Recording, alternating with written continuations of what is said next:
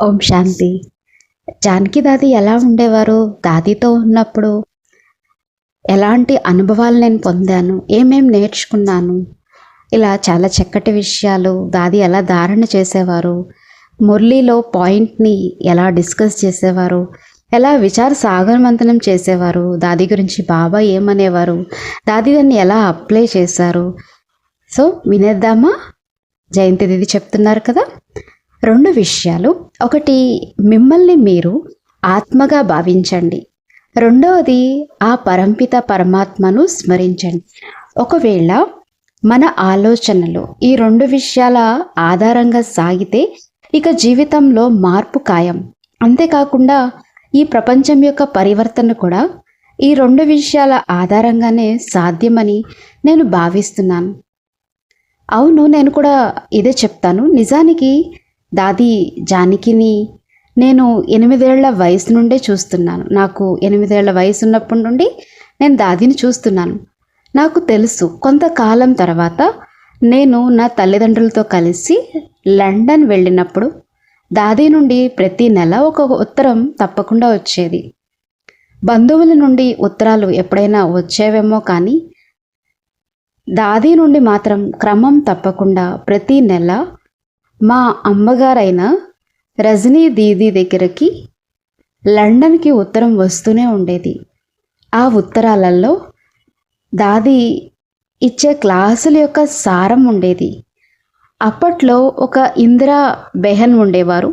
బహుశా మంజు దీదీ, మీరా దీదీకి కూడా ఆమె గురించి తెలిసి ఉంటుంది. ఇందిరా మాతాజీకి 5 పిల్లలు.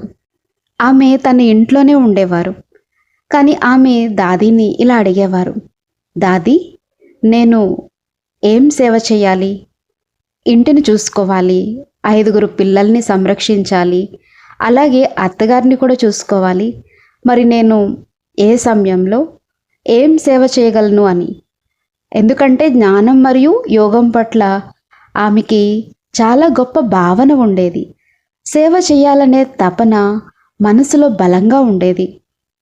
అప్పుడు దాది ఆ మాతాజీతో అంటారు, నీకు ఏవైతే మంచి విషయాలు వినడానికి దొరుకుతాయో వాటిని నీ దగ్గర నోట్ చేసుకో. ఆ తర్వాత వాటిని సారాంశ రూపంలో ఉత్తరంలో రాయి. అప్పుడు నేను కూడా ఆ ఉత్తరంలో నా జ్ఞాపకాలను యాద్ప్యార్ మరియు మరికొన్ని విషయాల్ని రాస్తాను. కానీ క్లాసుల యొక్క సారాంశం మాత్రం నువ్వే రాయి. ఆ తర్వాత నా యాద్ప్యార్ నేను స్వయంగా రాస్తానని చెప్పారు.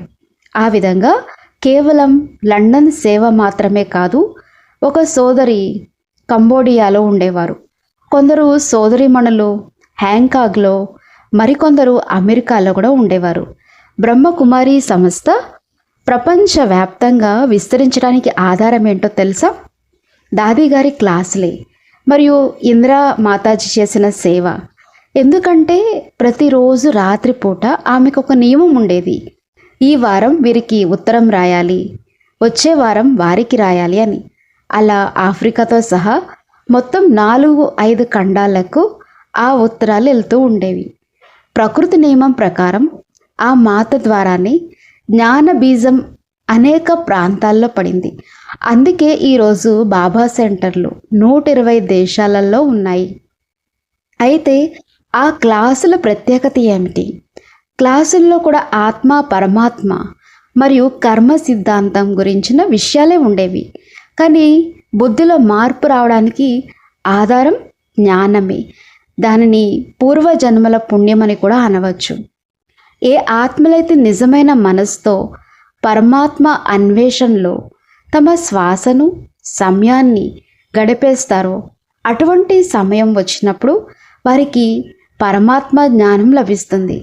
పరమాత్మ జ్ఞానం ద్వారా బుద్ధి ఒక దివ్య బుద్ధిగా మారుతుంది. ఈరోజు నాకు దాదికి సంబంధించిన చాలా కథలు గుర్తుకొస్తున్నాయి. నేను మీకు మరొక కథ కూడా వినిపిస్తాను. దానికి సంబంధించి స్వామీజీ, మీరు ఎప్పుడైనా దాది జానకి ఫోటో చూసారో లేదో తెలియదు, మీరు ఎప్పుడైనా ఆమెని కలిసారా? జానకి దాది గురించి అడుగుతున్నారనమాట. అక్కడే పక్కనున్నటువంటి స్వామీజీని. అమృత్సర్ కాలం నాటి మాట చెప్తున్నాను. అనుకోకుండా బ్రహ్మ బాబా అమృత్సర్ వచ్చారు. క్లాస్ కంటే ముందు ఉదయాన్నే దాది ఏదో విషయం అడగడానికి బాబా వద్దకు వెళ్ళారు. అప్పుడు బాబా ఇలా అన్నారు, ప్రస్తుతం బాబా పిల్లల కోసం వేడివేడి హల్వా సిద్ధం చేస్తున్నాను, అంటే బుద్ధికి కావాల్సిన భోజనం. కాబట్టి మనం ఆ విషయం తర్వాత మాట్లాడుకుందాం అని బాబా అన్నారు. కానీ బాబా దగ్గర నీ కోసం ఒక ప్రశ్న ఉంది, నువ్వు ప్రతిరోజు విచార సాగర మంథనం చేస్తావా అని జానకి దాదిని బాబా అడిగారు. అప్పుడు దాది లేదు అని చెప్పలేరు, అలాగని అవును అని కూడా అనలేకపోయారు. దాది కేవలం నవ్వారు. బాబాకైతే విషయం అర్థమైపోయింది. అప్పుడు బాబా ఇలా అన్నారు, నీ ఈ నుదురు ఎంత విశాలంగా ఉందో అంతగా ఈ పాత్రను నువ్వు బంగారు పాత్రగా మార్చుకొని ఉంచుకో, మరియు ప్రతిరోజు విచార సాగర మంథనం చెయ్యి అని చెప్పారు. అది కేవలం బాబా చెప్పిన మాట మాత్రమే కాదు, అది ఒక వరదానంగా మారిపోయింది. మాకు కేవలం లౌకిక రీతిలో చిన్నప్పుడు లండన్లో ఉన్నప్పుడే కాదు, ఆధ్యాత్మికంగా కూడా మా జన్మ పూణేలోనే దాదీ ద్వారా జరిగింది. ఆ సమయంలో దాదీ క్లాసులు చేయించేవారు. నేను 1968 నాటి మాట చెప్తున్నాను. లండన్లో కూడా దాదీ ప్రతిరోజు క్లాస్ చేయించేవారు. బాబా మురళి ఎలాగో లభిస్తుంది, కానీ ఆ మురళిని కూడా మననం చింతన చేసి ప్రాక్టికల్ జీవితంలో ఆ విషయాలను ఎలా ధారణ చెయ్యాలో దాది చెప్పేవారు. ఆమె రోజంతా ఏవైతే ఆలోచనలు చేసేవారో దాది రోజంతా ఏవైతే ఆలోచనలు చేసేవారో ఆ ఆలోచనలను మా అందరి ముందు ఉంచేవారు. దాది లండన్లో ఉన్న 40 సంవత్సరాల కాలం మేము దాదితో కలిసి అదే గదిలో ఉండే అదృష్టం నాకు కలిగింది. నేను ఉదయాన్నే చూసేదాన్ని. అమృత్ వేళ యోగానికి ముందు ఆ సమయంలో ఎక్కువగా చదివే టైం ఉండదు, అది తర్వాత ఉంటుంది. కానీ దాది మురళి తీసి 1-2 లైన్లు చదివి ఆ తర్వాత యోగంలోకి వచ్చి కూర్చునేవారు. ఆ తర్వాత క్లాస్ తీసుకోవడం అనేది ఆమె అలవాటు, అది మీకు తెలిసిందే. కానీ రోజంతా కూడా నా ఉద్దేశం ప్రకారం దాది కనీసం 4 సార్లు మురళి చదివేవారు. రాత్రిపూట ఒక్కోసారి 10, 10:30కి, ఒక్కొక్కసారి 11 కూడా అయ్యేది. ఆ సమయంలో దాది మా టైం టేబుల్ దాదాపు దాది టైం టేబుల్ మా టైం టేబుల్ దాదాపు కలిసి నడిచేది. ఒక్కోసారి రాత్రి 11 గంటలకు కూడా దాది ఇలా అనేవారు, ఈరోజు ఉదయం బాబా మురళిలో ఈ మాట చెప్పారు కదా, అది ఎంత బాగుంది అనేసి. నేను అనుకునేదాన్ని, రాత్రి 11 గంటలైనా దాదికి నిద్ర గురించి అసలు ఆలోచనే రావడం లేదు, అప్పుడు కూడా జ్ఞాన మననం చింతనం సాగుతూనే ఉంది అనేది. ఆ విధంగా ఆచరణలో చూడటం మరియు నేర్చుకోవడం జరిగింది. దాదిని చూసి నేను చూడడం మరియు నేర్చుకోవడం జరిగింది. మీరు దాది జీవితం గురించి, ఆమె చేసిన సేవల గురించి కూడా తెలుసుకున్నారు. అయితే ఒక ఆత్మ తనను తాను ఏ విధంగా మార్చుకోవాలి అనే దానికి ఆధారం జ్ఞానం. జ్ఞానం ఆధారంగానే మన శ్రేష్ఠ సంకల్పాలు మరియు మన ఆలోచనలు అనేవి ఏర్పడతాయి. ఇది చాలా సరళమైన విషయం, ప్రతి ఒక్కరూ చేయవచ్చు. ఎవరు కూడా నాకు సమయం లేదు అని చెప్పలేరు. ఎందుకంటే స్వామీజీ ఇంతకుముందే మాట్లాడారు కదా, ఫ్యాక్టరీ అనేది నాన్ స్టాప్గా నడుస్తుంది. ఇందులో ఎలాంటి ఆటంకం ఉండదు. 11 గంటల వరకు నడిచి ఆ తర్వాత ఆగిపోవడానికి ఇదేమీ కాదు. ఇది నాన్ స్టాప్ ఫ్యాక్టరీ. మ్యానుఫ్యాక్చరింగ్ చేయడమే దీని పని. అయితే అందులో మనం ఎటువంటి ఆలోచనలు చేస్తున్నాము అనే దానిపై, అంటే ఎటువంటి ఆలోచనలు అందులో వేస్తున్నాము అనే దానిపైనే అంతా ఆధారపడి ఉంటుంది. మనం ఏ సమయంలో ఏమి ఆలోచిస్తాం మరియు ఏ గడియలో మన స్పందన ఎలా ఉంటుంది అనేది ముఖ్యం. మన బాధ్యత అని అంటాం, కానీ ఈ రోజుల్లో బాధ్యత అనే పదానికి అర్థం కూడా చాలా తక్కువ మందికి తెలుసు. కేవలం పిల్లలకి అన్నం పెట్టడం లౌకిక రీతిలో విద్యను అందించడం మాత్రమే బాధ్యత కాదు. మనందరికీ బాధ్యత అంటే స్పందించే సామర్థ్యం, ఎబిలిటీ టు రెస్పాండ్. ఏదైనా విషయం జరుగుతున్నప్పుడు దానికి నేను ఏ విధంగా స్పందిస్తున్నాను, దీనికి మన ఆలోచనలతో సంబంధం ఉంటుంది. సహజంగానే మన ఆలోచనలు ఎలా ఉంటాయో మన మాటలు మరియు పనులు కూడా అలాగే ఉంటాయి.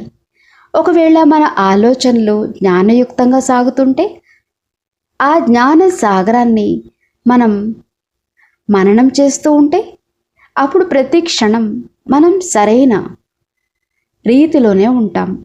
జ్ఞానయుక్తమైన ఆలోచనలు సాగుతూ ఉంటే ఆ జ్ఞాన సాగరాన్ని మనం మంతిస్తూ ఉంటే సాధారణంగా ఈ రోజుల్లో ఏమవుతుందంటే మనం ఎక్కువగా ప్రతిస్పందన అవుతూ ఉంటాం. ఏదైనా విషయం రాగానే వెంటనే రియాక్ట్ అయిపోతాం. ఆ తర్వాత ఆలోచిస్తాం, నేను ఎందుకు ఇలా చేశాను అని. కానీ ఆ సమయంలో కలిగే తక్షణ రియాక్షన్కు 2 కారణాలు ఉంటాయి. ఒకటి, నేను ఆత్మను అనే విషయాన్ని మర్చిపోయి ఉండటం, ఆ సమయంలో మనం దేహస్మృతిలో ఉండడం. రెండోది, మనకు అలవాటైపోయిన పాత సంస్కారాల ప్రకారం ఆ రియాక్షన్ వస్తుంది. కానీ జ్ఞానం ప్రకారం మనం ముందుగా ఆలోచించాల్సింది ఏంటంటే, రోజంతా నా ఆత్మస్మృతి ఎంతవరకు నడుస్తుంది. రెండవది ఏంటంటే, మాట్లాడడానికి ముందు లేక ఆలోచించడానికి ముందు దాది ఒక మాట చెప్పేవారు, think before you think, think before you think. ఆలోచించే ముందే ఆలోచించండి. అంటే ఒక విషయాన్ని నేను ఏ విధంగా ఆలోచించాలని ముందే ఆలోచించుకోవాలి. ఎందుకంటే ప్రతి విషయంలోనూ ప్రతికూల లేక సానుకూల అనేవి 2 రకాల అంశాలు రావచ్చు. కానీ మనం ఒక్క సెకండ్ ఆత్మస్మృతిలోకి వచ్చి ఆ తర్వాత నేను ఈ విధంగా ఆలోచించాలా లేక ఆ విధంగా ఆలోచించాలా అని ఆలోచిస్తే థింక్ బిఫోర్ యూ థింక్. ఇక్కడ చెడు వినకు, చెడు చూడకు, చెడు మాట్లాడకు అనే కాదు, చెడు ఆలోచించకు కూడా. కాబట్టి ఆ ఆలోచన ఏదైతే ఉందో ఆ సమయంలో మనం ఒక్క సెకండ్ కూడా మన బుద్ధిని సరైన దారిలోకి తీసుకువస్తే అప్పుడు మన సరైన ప్రయాణం మొదలవుతుంది.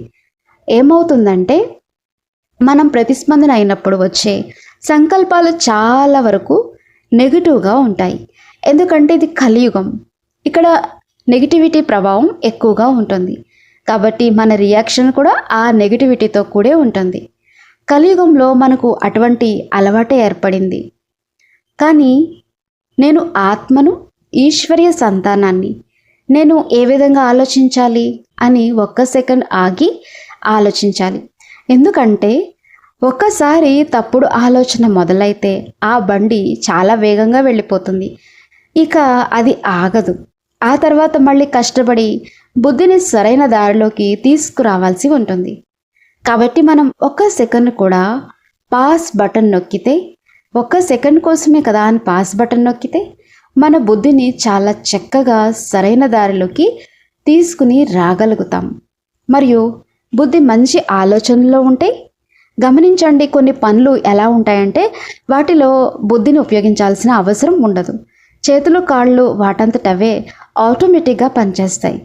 లెక్క వేసి చూడండి, రోజంతా మనకు ఎంత సమయం దొరుకుతుందో. నిజానికి బుద్ధిని ఒక విషయంపై పెట్టి ఆలోచించి ఏదైనా చేయాల్సిన సమయం చాలా తక్కువ. వ్యాపార వ్యవహారాల్లో కూడా చాలా సమయం మిషన్ లాగా పనులు వాటంతటవే సాగుతూ ఉంటాయి. ఇంటి పనుల్లో కూడా అలాగే జరుగుతుంది. అయితే బాబా బుద్ధితో పని చేయవద్దు అని చెప్పడం లేదు. బుద్ధిని ఉపయోగించవలసిన చోట తప్పకుండా చక్కగా బుద్ధిని ఉపయోగించి ఆలోచించి నిర్ణయం తీసుకుని ఆ ప్రణాళికను అమలు చేయండి. అయితే మన సమయం మరియు శక్తి ఎక్కడ వృధా అవుతున్నాయి అంటే మనలో వచ్చే వ్యర్థ సంకల్పాల వల్ల. మీరందరూ ప్రతిరోజు మురళి చదువుకుంటారు, వింటూ ఉంటారు. గత కొంతకాలంగా మీరు గమనించే ఉంటారు, బాబా పదే పదే మన దృష్టిని ఏ విషయం వైపుకు తీసుకుని వెళ్తున్నారంటే వ్యర్థమైన విషయాల్ని వదలండి, వ్యర్థ సంకల్పాలని వదలండి అని. ఎవరైతే మెడిటేషన్ మార్గంలో నడుస్తున్నారో ప్రతిరోజు మురళి వింటున్నారో, మెడిటేషన్ మార్గంలో ఎవరైతే నడుస్తున్నారో ప్రతిరోజు మురళి చదువుకుంటున్నారో, వింటున్నారో, కాబట్టి ఎవరైతే ఇలా చదువుకుంటూ వింటూ ఉన్నారో వారిలో నెగిటివ్ ఆలోచనలు అంతగా రావడం అనేది జరగదు. ఏమంటున్నారు? నెగిటివ్ ఆలోచనలు అనేవి అంతగా ఉండను అని నేను భావిస్తున్నాను. బాబా పదే పదే మన దృష్టిని ఎటువైపుకు తీసుకెళ్తున్నారు? కానీ మన శక్తిని హరించి చేసేవి ఈ వ్యర్థ సంకల్పాలే. మన శక్తి మొత్తం వృధా అయిపోతుంది.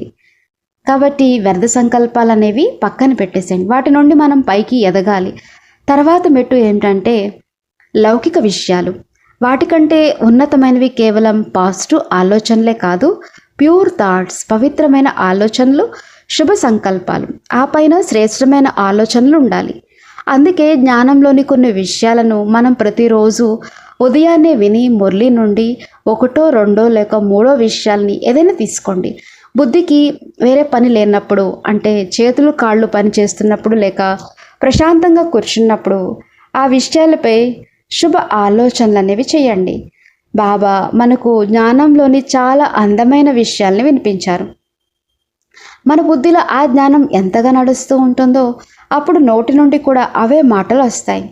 ఆ తర్వాత కర్మల్లో కూడా మనం చాలా జాగ్రత్తగా శ్రీమతం ప్రకారం పరమాత్మ ద్వారా మనకి లభించే శ్రేష్టమైన మతం ఏదైతే ఉందో ఆ ప్రకారం మన వ్యవహారాలని చేస్తాం. ఇలా ఒక వ్యక్తి తన జీవితాన్ని మార్చుకుంటే అతని ప్రభావం కనీసం 125 మందిపై పడుతుంది. ఒక వ్యక్తిగత జీవితాన్ని మార్చుకుంటే అతని ప్రభావం కనీసం 125 మందిపై పడుతుంది. ఇది హార్వర్డ్ యూనివర్సిటీ వారు చేసిన ఒక పరిశోధనలో తెలిసింది. అదొక పెద్ద కథ.